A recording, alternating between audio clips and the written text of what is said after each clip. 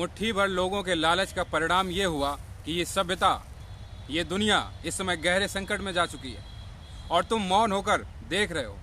आज बच्चे कैंसर के साथ पैदा हो रहे हैं, शुगर बीपी के साथ बच्चे पैदा हो रहे हैं, अनेकों बीमारी लेकर बच्चे पैदा हो रहे हैं और तुम मौन होकर देख रहे हो।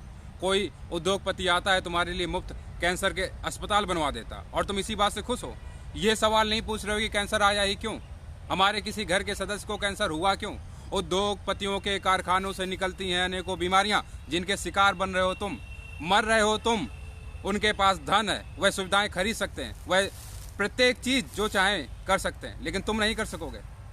और मुफ्त अस्पताल बनवा भी दिया और तुम कैंसर से बच भी गए तो एक बरस तो तुम्हारा खराब हुआ और अनेकों बच्चे अनेकों बीमारियों से परेशान हैं। उनका इम्यून सिस्टम लगातार कमजोर हो रहा है और ये सब आपकी आंखों के सामने हो रहा है। उद्योगपतियों के द्वारा बिछाया गया मौत का जाल तुम्हारे घर तक पहुंच चुका है, लेकिन तुम इंतजार कर रहे हो अपने घर के किसी सदस्य के मरने का। इसलिए जब दूसरे मर रहे हैं, पर्यावरण के नुकसान के कारण दूसरे सफर कर रहे हैं, तब तुम नहीं बोल रहे हो, तुम अपने घरों से नहीं निकल रहे हो। बर्बाद होते पर्यावरण और नष्ट होते संसाधनों और तुम्हारी खामोशी के कारण आज पूरी दुनिया में वाई क्रोमोसोम प्रभावित हो चुका है, जिसके कारण लड़के पैदा होने कम शुरू हो गए हैं। आप कुछ इस भांति जी रहे हैं जैसे किसी मशीन को ये ख्याल आ जाए कि वह समय की सम्राट हो गई। मशीनीकरण से आप लिप्त होते जा रहे हैं, मशीन बनते जा रहे हैं। इतनी भी जागरूकता आप में नहीं है, इतनी भी होश नहीं है, जागृति नहीं है कि आप देख सके अपने चारों तरफ चल क्या रहा है। किसी भी पशु पक्षी, किसी भी आदम सभ्यता को आप देख लीजिए, इस समय पुरुष पैदा होने की दर नीचे गिर रही है, लगातार नीचे गिर रही है। और 50-60 वर्ष आते आते तक ऐसा भी हो सकता है कि 1000 लड़कियों पर 300, 400, 500 लड़के ही बचें।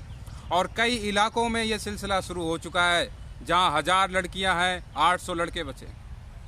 आप देखिए, आंखें खोलिए, अपने चारों तरफ क्या हो रहा है। संविधान की सर्वोच्चता जनता में निहित है, जनता ही सरकारें बनाती है, बिगाड़ती है। तो पर्यावरण के संदर्भ में आप सरकारों से सवाल क्यों नहीं पूछ रहे हैं? आप सवाल क्यों नहीं पूछ रहे हैं कि हम बीमार क्यों हैं? आप सवाल क्यों नहीं पूछ रहे हैं कि हमें कैंसर हुआ ही क्यों? कैंसर का मुफ्त इलाज करा देना कोई समाधान नहीं है। आया ही क्यों कैंसर, और उस कैंसर से आप सफर कर ही क्यों रहे हैं? ये बीमारियां पैदा ही क्यों हो रही हैं? आपको पूछना होगा उन तमाम सवालों को जिसके जिम्मेदार आप नहीं हैं। कारखानों से निकलने वाली मौत की जद में तुम्हारा भी घर है, किसकी प्रतीक्षा में हो? अपने घर का कोई सदस्य खो दोगे तब तोड़ोगे मौन व्रत, तब उठकर जागोगे। जनता ही सरकारों को बनाती है, बिगाड़ती है। सवाल पूछिए पर्यावरण के संदर्भ में, नष्ट होते संसाधनों के संदर्भ में। मुफ्त किसी का इलाज करा देना कोई समस्या का समाधान नहीं है। पूछना पड़ेगा, बीमारी कैंसर जैसी खतरनाक बीमारियां आपके सामने आ ही क्यों रही हैं? आपके सदस्य उन बीमारियों से क्यों जूझ रहे हैं? सवाल पूछने पड़ेंगे आपको। एक तो मौत स्वाभाविक है, वो तो आनी ही है, सबको आती है। राम भी नहीं बचे, कृष्ण भी उससे नहीं छूट पाए, बुद्ध महावीर भी नहीं बचे।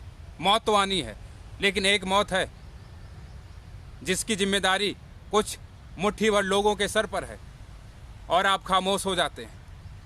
मुफ्त इलाज करा देना कोई समस्या का समाधान नहीं है। मैं फिर से कह रहा हूँ, आपको जागकर सवाल पूछने पड़ेंगे। यदि चाहते हो आने वाली पीढ़ियां ब्रह्मस की जमीन पर खेलें, तो उठकर अभी कुछ काम करने होंगे। अभी उठकर जागना पड़ेगा और सवाल पूछने पड़ेंगे अपनी सरकारों से। बनाने पड़ेंगे नियम, मसौदे तैयार करने पड़ेंगे पर्यावरण के संदर्भ में। ये सब आपको ही तय करना है, क्योंकि आप में ही संविधान की सर्वोच्चता निहित है।